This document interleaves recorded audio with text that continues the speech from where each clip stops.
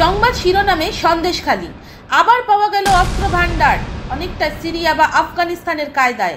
সবটা দেখুন, সঙ্গে থাকুন দ্য নিউজ আপডেটে।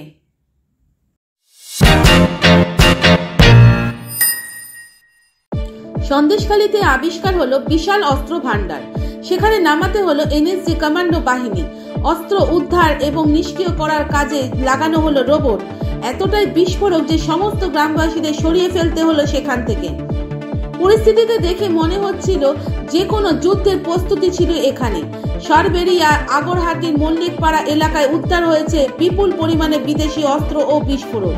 স্থানীয় তৃণমূলের পঞ্চায়েতের সদস্য হাফিজুল খাঁর ভগ্নিপতি আবু তালেব মোল্লার বাড়িতে সিবিআই হানা দিয়ে বাড়ির মেঝে উদ্ধার করে এই বিদেশি অস্ত্র ও বিস্ফোরক। আর তারপরে খবর দেওয়া হয় এনএসজিকে। যদিও এখনো সিবিআই নিশ্চিত হতে পারছে না কেন বাড়িতে এত অস্ত্র মজুত করা হয়েছিল। 1984 সালে তৈরি করা হয় এই বাহিনী। দেশের মধ্যে সন্ত্রাসবাদীদের যে কোনো কর্মকাণ্ড মোকাবিলার জন্য বিভিন্ন সময় লড়াই করতে দেখা গিয়েছে এই বিশেষ বাহিনীর কমান্ডোদের। স্থানীয় সূত্রে জানা যাচ্ছে বিশেষ রোবটের পাশাপাশি অত্যাধুনিক যন্ত্র ব্যবহার করেই এনএসজির কমান্ডোরা এখন সন্দেশখালীর ওই এলাকায় তল্লাশি চালাচ্ছেন। সিবিআই সূত্রের খবর, বাড়ির মেঝে খুঁড়তেই অস্ত্র ভান্ডারে খোঁজ মিলেছে। বিদেশে তৈরি পিস্তলও উদ্ধার হয়েছে। সন্দেশখালীতে 5টি টিমে ভাগ হয়ে সিবিআই অভিযান চলছে। ভোটের জন্য অস্ত্র মজুদ নাকি আগে থেকেই মজুদ উঠেছে প্রশ্ন। স্থানীয় একটি সূত্রের দাবি, এক তৃণমূল নেতার আত্মীয়ের বাড়িতে অস্ত্র ভান্ডার পাওয়া গিয়েছে। কেন্দ্রীয় বাহিনীর জওয়ানদের বাড়ি ঘিরে সিবিআই তল্লাশি হচ্ছে।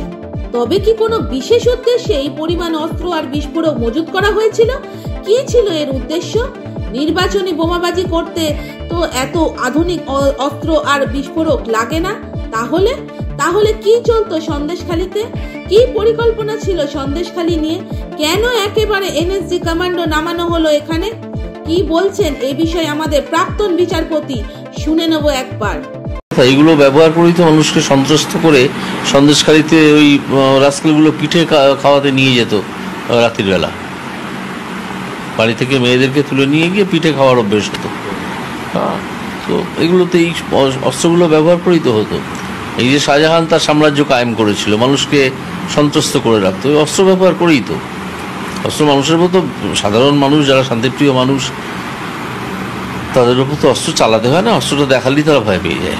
দেখুন, এর আগে তো আরেকটি কেন্দ্রীয় এজেন্সিও তদন্ত করে গেছে ওখানে। তো সুতরাং সেদিন তো এসব কিছু শোনা যায়নি। যে সময়টা আমি আপনাদের প্রশ্নের উত্তর দিচ্ছি, এখনো পর্যন্ত শুধু দেখছি কিছু সূত্র থেকে বলা হয়েছে কিছু পাওয়া গেছে। কি কি পাওয়া গেছে সেটা এখনো পর্যন্ত সামনে দেখা যায়নি।